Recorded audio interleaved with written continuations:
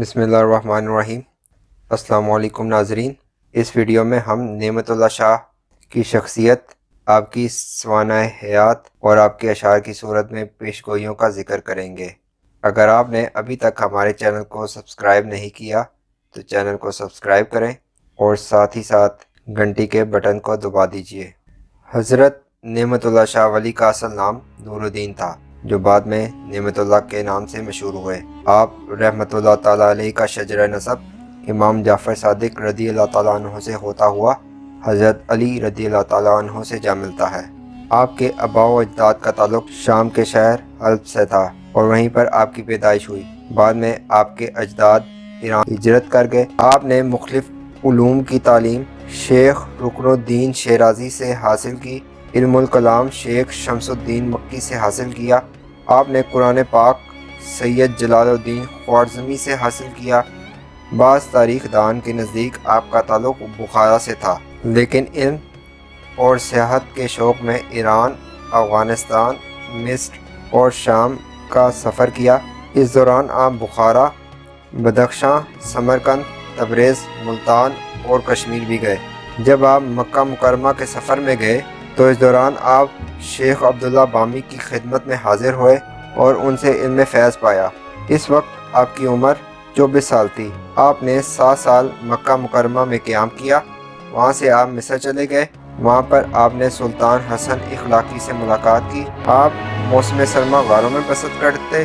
جب آپ موسم سرما میں غار میں موجود تھے تو لوگوں نے آپ کی کرامات دیکھی تو لوگ آپ کی بزرگی اور معرفت کے قائل ہو گئے۔ بعد میں آپ ایران کے علاقے کریمان کی طرف چلے گئے اور کوہ بنان میں ٹھہرے۔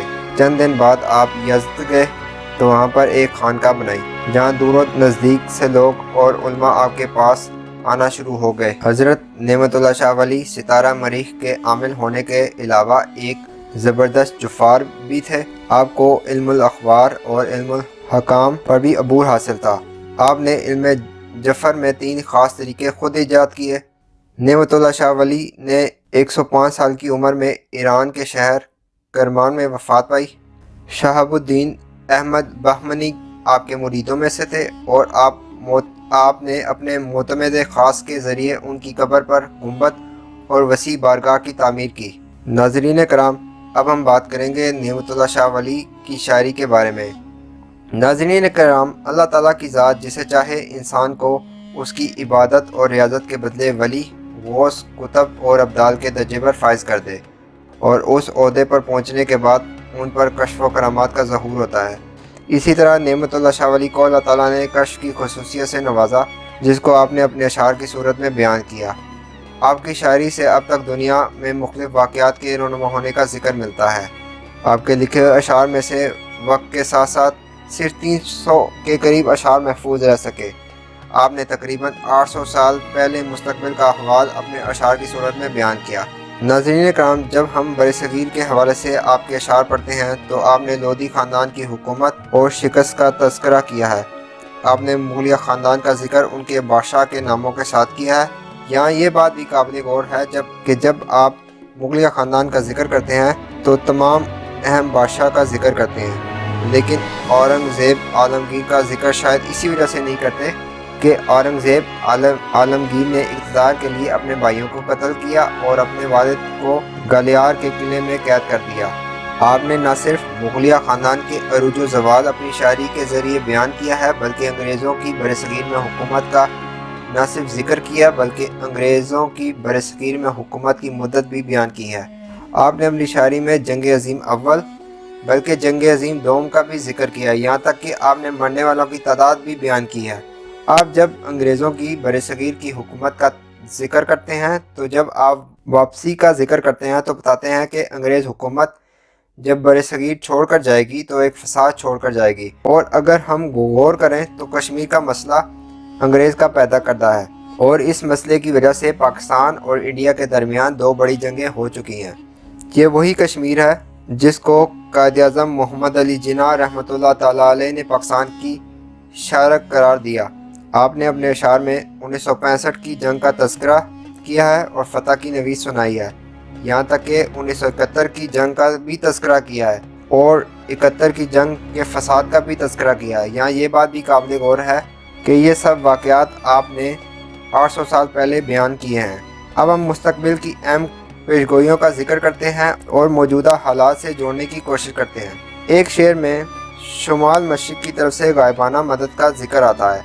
اگر ہم تھوڑا غور کریں تو شمال مشرق میں چین، منگولیا آتے ہیں، اور یہ مدد کی بات حقیقت معلوم ہوتی ہے کیونکہ چین نے پاکستان کی ہر مشکل میں مدد کی ہے۔ پھر ایک شعر میں چترال، نانگا پربت، گلگت کا علاقے کے ساتھ تبت کے علاقے کو میدان جنگ کا تذکرہ کیا ہے۔